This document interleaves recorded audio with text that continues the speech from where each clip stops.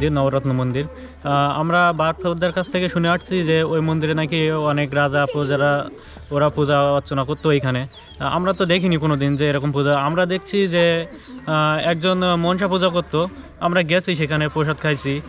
তারা পথঘাটের খারাপের কারণে বা মন্দির খারাপ অবস্থার কারণে তারা দাদাদের কাছ থেকে শুনেছি যে এখানে একটা মন্দির ছিল, তার ভিতরে 6টি ভঙ্গুর আর একটি এখন তো বিদ্যমান আছে, এবং তার নিকটবর্তী যেসব জিনিসপত্র পাওয়া যায় তা কোদাল দিয়ে খনন করা সম্ভব হতো না। এখানে যা আমরা অনেক সময় দেখেছি যে ইটির ভিতরে কোনো কিছু আছে কিনা।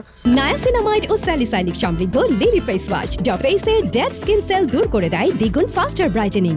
তো এখন বর্তমান যুগে যে বৈজ্ঞানিক পদ্ধতিতে ভেকু কলের সাহায্যে আশপাশ তার পাশাপাশি লেখাগুলো আছে, কোনোদিন ঢাকা আঁকতে পর্যন্ত সাতক্ষীরে খোলা বহুত জায়গাতে দূরস্থাতে লোকাইছে, কিন্তু এই লেখা কোনোদিন কেউ পড়তে পারেনি।